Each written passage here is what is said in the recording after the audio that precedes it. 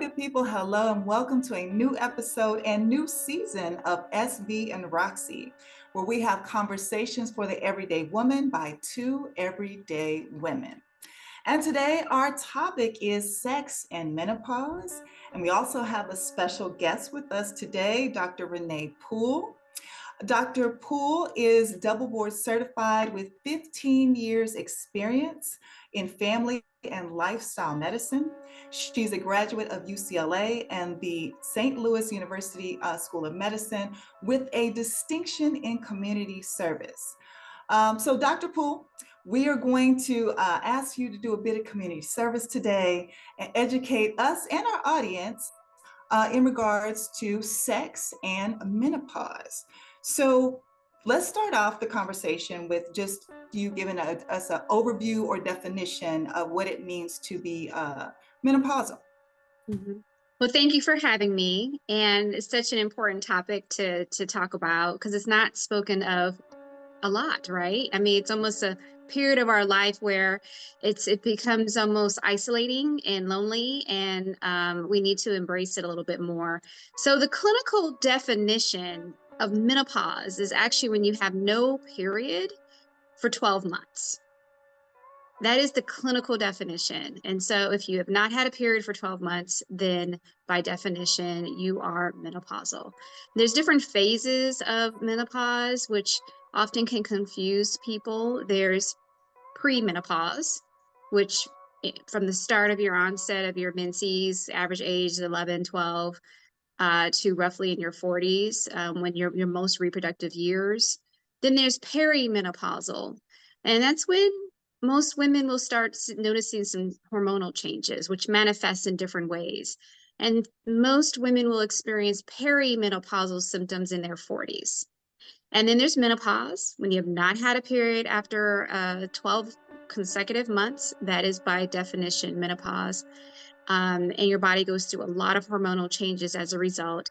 And then there's post-menopause, when all is settled and it's not as chaotic for the person. All the hormones have leveled out and symptoms have mostly ceased. So those are different phases that us women go through hormonally. Thank you, Dr. Poole. And again, this topic is a great one because I can recall like growing up with my mom and she was like turning the heat on, and then she was opening the windows, and this was like all day. And my dad was like, "What's wrong with you?" But we didn't talk about those things then. I knew she was going through some kind of change, but didn't get it. So, every woman's body is different. And as I talk to friends, it seems like we all experience it, as you said, at different time periods in our life.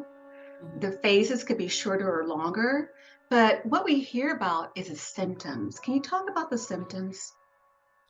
Yeah, and every woman experiences it differently. So there are some women out there who stop their periods and have no symptoms whatsoever, and they are living their best lives. And it's so uneventful for them, and that's it. Whereas there's others who are really debilitated, who are really feeling outside of themselves during this. And so these symptoms can be very disruptive to one's lifestyle. Most commonly, we hear about the hot flashes. So there's temperature dysregulation that goes on. So you have your own personal summer. This is when the individual personal fan comes out, to when you start getting a flush, and no one else around you is experiencing that flush but you. It could be very disruptive to your sleep as well, uh, coming in and out of the sheets. And if you have a bed partner, it could be disruptive for them as well, not getting comfortable because the temperature just isn't right. Sweating through your clothes, having to get up and change because of that. Most common symptom would be the hot flashes. Other symptoms that we don't really speak much about are the mood changes. And there's a lot of depression that increases, anxiety, particularly if you're predisposed to depression and anxiety. That really manifests itself during menopause. And then also irritability. Black women have a tendency to express mental health challenges, not similar to others.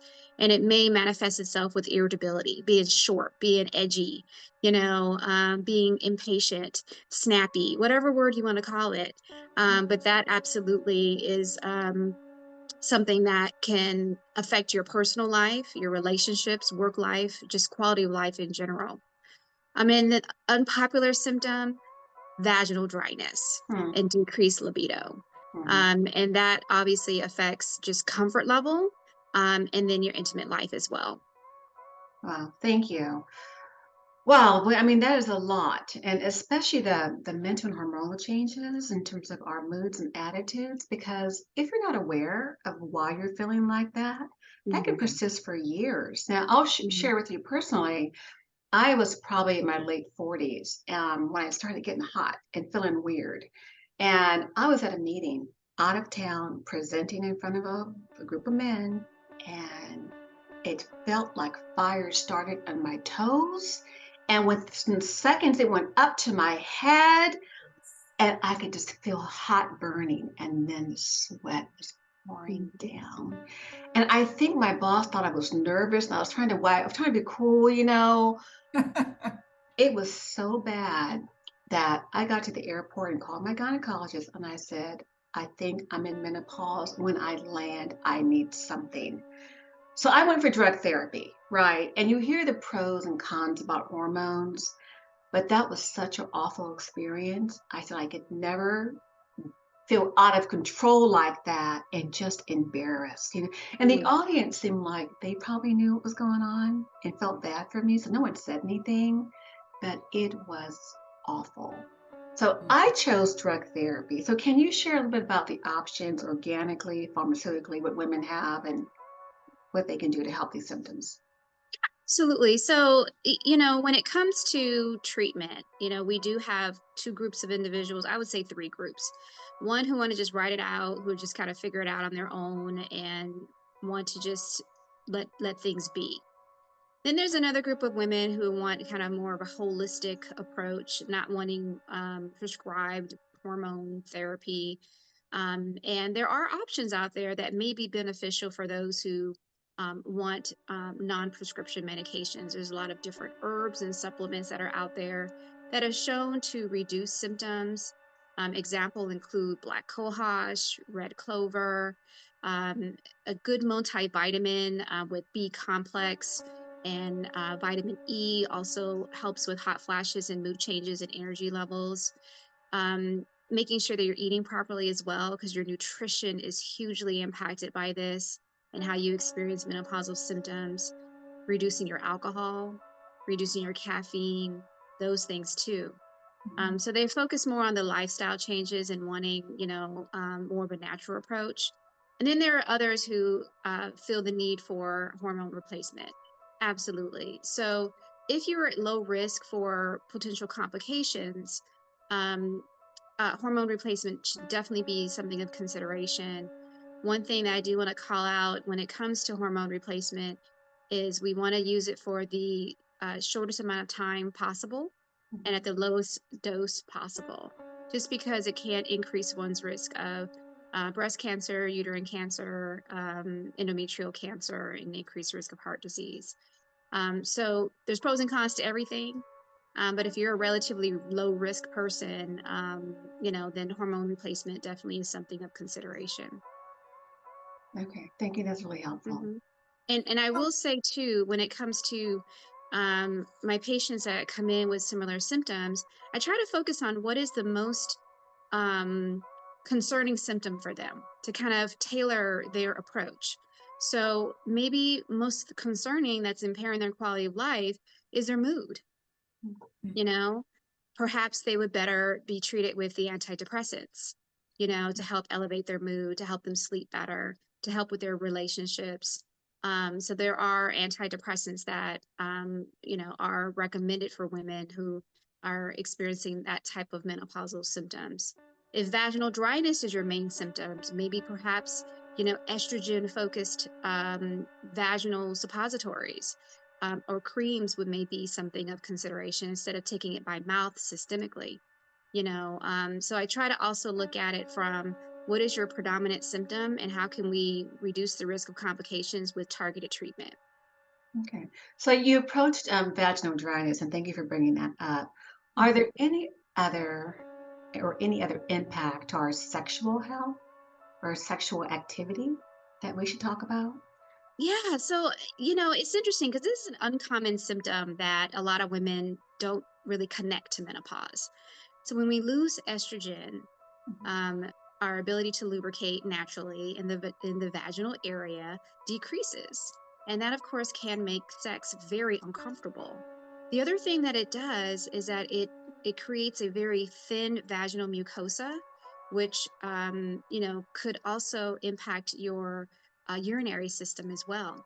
So a lot of women will have urinary symptoms thinking they have UTIs, when in fact they don't, so they'll have the increased frequency because all the vaginal mucosa and the tissue is thin and Wow. irritated. It Mhm. feels irritated to them when they urinate, and they'll go more frequently because the muscles are weaker. And so I get a lot of women come in with a lot of urinary symptoms, and they don't believe me when I say, no, you don't have a UTI, you don't need an antibiotic. However, the vaginal mucosa is very thin, it's atrophic, which basically, shrinks down. And you might want to consider, vaginal estrogen Hmm. cream in order to kind of plump up that tissue to make you a little bit Okay. more comfortable. Wow, so much information. Like Mhm. you hear the common hot flashes, and that's about where the conversation starts. I've learned so many things since you just started talking that I didn't know about. For me, I was experiencing brain fog and a lack of focus, and I was attributing that to COVID because I had COVID 3 times. So I thought this is what I hear about COVID, etc. And then the hot flashes started after that. So I was like, okay, wait, this is something different. So like though it's very important for us to get that information out there that there's a plethora of different things that you can experience. So let me ask you this question. Is there any I don't know, maybe body type or a person that is practicing in one thing more than another that's going to be impacted by these symptoms more than someone else. Like, say, for instance, a person that is watching the caffeine intake or the alcohol intake before they even reach menopause. They're avid exercisers. They work out all the time. Does that make it any different, or is it just basically your genetic makeup and your hormones and woman is going to be different for every woman? Yeah, it definitely is different for everyone. There's no way that you can Okay. be proactive in reducing your risk of symptoms related to menopause because you just don't know. There is a Hmm. genetic factor, so always checking with the older women in your life to kind of know whether it be an older sister or your mother to kind of know how they managed menopause is what to expect. But every woman is different. But one thing that is important to do though is to optimize your health. So, I did mention, heart disease, for instance. So when we go through menopause, decreased in estrogen increases the risk of heart disease. It's no surprise that women, particularly Black women, are at increased risk of heart attack and stroke related to heart disease, cardiovascular disease in their 50s, So there definitely is a correlation between decreased estrogen and heart disease. So if you optimize your health, making sure your blood pressure is well controlled, you're eating healthy, well balanced meals, fruits, vegetables, whole grains, less processed foods, less alcohol, less caffeine, the substances in your body, then Mhm. you're setting yourself up for minimal symptoms, hopefully. That's what you have control over, right? Hmm. Otherwise, you don't have control over the other aspect. Exercise is another key thing too. So staying very active, that's something you can proactively do, in general, to elevate your mood, to have you feel better, to reduce your risk of heart disease and bone disease, osteoporosis. All those things will also, be improved upon with an active lifestyle. So I just want to call out real quick too, um, when it comes to menopause and decreased estrogen, bone health.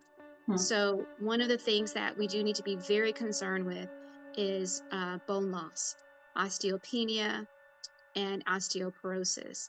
And when you enter menopause, we have decreased estrogen, which is the key thing here, that risk increases.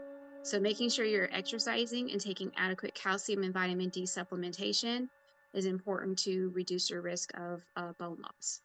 Okay. That's So in addition exactly. to the calcium supplements, are there any other over-the-counter herbal supplements that you and your patients have found help? Yeah, so I try not to endorse any brands, Mm-hmm. but there are so many on the market now, right? There's so many on the market. And so a good multivitamin with calcium and vitamin D, and I want to do a special call out for vitamin D because all of our beautifully melanated people do not absorb vitamin D very well naturally from the sun. So we are mostly vitamin D deficient, okay, because of that. So important to make sure that you get 1,000 to 2,000 international units of vitamin D a day to maintain a healthy amount. Reason being, it affects your mood, it affects your bone health, and something else that is not well known is that it increases your risk of survivalship for breast cancer. So vitamin D is so important in our diet. So in addition to like a good multivitamin, um, anything, because there's so many different brands out right now, but plant estrogen is something that is something that's been helpful in reducing symptoms. And there's a lot of different products out there with plant-based estrogen that may help. Okay. I'm just taking notes here because I'm in the thick of it right now. And I'm like, you said red clover, plant estrogen, like it's some of the things I'm already taking, but I'm going to add to my list. Um, Let me ask you this. When when you address the intimacy component, have you ever had conversations with couples and talk to the men how they can support their spouse or significant other as we go through this process? And what would you suggest? That's one of the beautiful things about being a family physician. I see all members of the family, and it Mhm. actually brings me quite joy to be able to speak to the wife in one visit and then the husband in the next visit and then sometimes together because they're having a disconnect because they are not communicating with each other and I may be that bridge for communication. Mm-hmm. And so one of the major things when it comes to partnership on whatever level is communication. Yeah. So, I think one of the major things is if you communicate with your partner what's going on, then there are less assumptions, and then there's more understanding and more grace extended. So, talking with your partner, letting them know how you feel, letting them know what your needs are is very important. Men go through this too, it just looks differently. So if the two of you actually communicating and touching base and seeing how each of you can um, help each other through whatever phase you're going through in a loving and supportive way, ultimately that's important. I know lots of couples who having sex is just not a part of their relationship anymore because it's just too painful, or the man may be impotent, but they still communicate and love each other and support each other. And that's just not, intercourse is not a part of their life, but they're intimate in other ways. That's nice. So, I think that communication goes a long way. Mm-hmm. And then for men in general, I think particularly in our community, women are kind of written off as being crazy, right? When they're, it's because of the mood changes and men don't quite understand. And so I Mm-hmm. think the more that we educate men about women's bodies, that's also very important. Mm-hmm. Because there's unfortunately a lot of lack of knowledge and understanding just about that basic information there. And Mm-hmm. then as you have more understanding and basic knowledge, then you're able to be like, okay, this is what's going on. I'm not going to take it personal. Let me have a different perspective on things and you guys can work it out. Yeah, I like your comment about men go through it too. I mean, it's not menopause, but I imagine you're referencing like their reduction in testosterone levels. Hmm. Okay, okay. Absolutely. Yeah. Mm-hmm.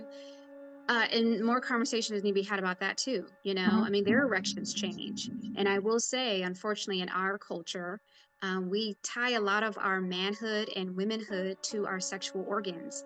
And it's really unfortunate, and that's why we have a lot of sexual hangups in our community, because oftentimes, that's, we're looked at by serving that one reason, that one purpose. And men, for whatever reason, whether it be psychological or medical, if they're having issues with their erections, they may feel less than a man, and women don't help in that narrative either, Mm-hmm. and so it goes, it's the flip, right? It's the flip Yeah, side to that. And then we get it as well because, it's just creates a perfect storm for dysfunction in a relationship. I love that. So really, it sounds like, it's opportunity for, couples, partners to have some open, transparent conversations and what you're going through, and then what you need from that person, right? For that support portion of it. So I love that. There's so much information you covered today, Dr. Poole. If there were three things that you would recommend for women to do before they go see their doctor to have this conversation, what are three areas they should maybe research or jot down on their notepad? Oh, goodness. Well, the first thing I would recommend is to be transparent about your symptoms. Oftentimes we can be dismissive and we don't necessarily bring all the symptoms to the table when we go to the doctor. Mhm. So, have some self-reflection and, be observant of what's going on with your body and the changes, and make sure that you report them to your doctor. The other thing too is be open-minded to different treatment options. If your partner is telling you that you're struggling in the mental health department, if your doctor is telling you that you're struggling with your mental health and it's only gotten worse in, your late 40s and early 50s, that should tell you something. Allow people to help you see what's going on so you can get the help that you need to be your best self. And then the other thing I would recommend is take inventory of what you can control. There's a lot of things that are out of our control, but if we make small actionable changes of the things that are within our control, those things can make a big difference in your overall experience and quality of life. Thank Great. you. Those are all great points. I'm that person that walks in with several questions in their phone. I know my doctor sometimes gets annoyed, but I'm like, this happened, or I think this is happening. And you know what? A lot of women that I talk to in preparing for this conversation, I found out that a lot of women don't really know their own bodies, or they don't really pay attention to, like I said, with the brain fog, I was connecting it to COVID. I was not remotely connecting it to menopause. But in the conversations I was having, a lot of women were like, yeah, I don't know about that. I don't think, it's just kind of like, if I don't pay attention to it, or if I don't really focus on it, then maybe it'll go away. And I'm like, we're all gonna go through it. Mhm. You can't get around it. So how can we as women support each other more in this conversation? Because another piece of this, I never had this conversation with my mother. I never had conversation about a lot of things, pregnancy, the whole gamut. How can we as a community of women support other women in regards to this conversation? Like, how can we do better? Yeah, by having conversations like this. I think as you open up the dialogue more and create comfortable, safe spaces for women to share their experiences, a community is developed, right? And that one woman who's struggling quietly, silently, and isolating herself is now feeling she's not alone because there's others who see her, who understand what she's going through and who can relate. Mhm. So I think it's important that we create safe spaces and also extend grace to people.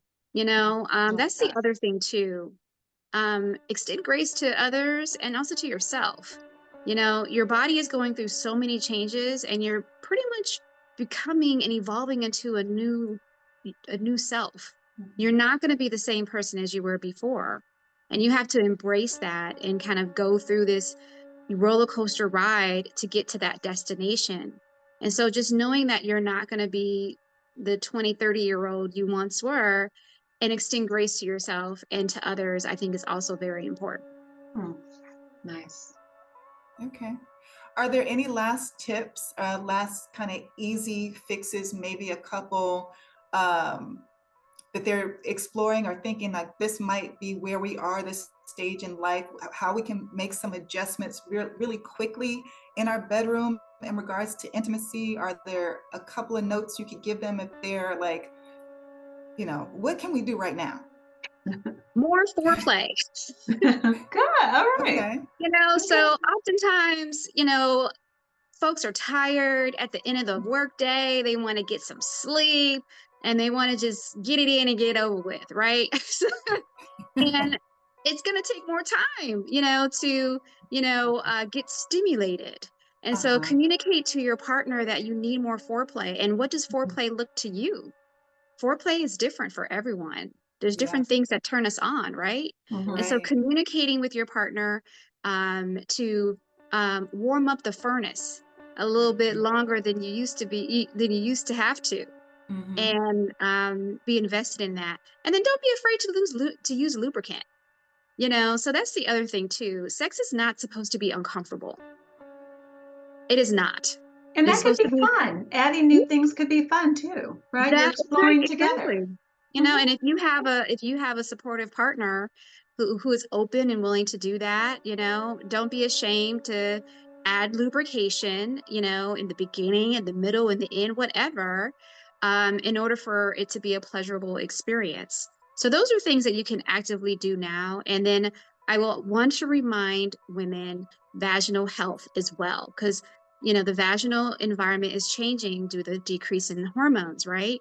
So you're going to be more susceptible to vaginal tears, infections, etc.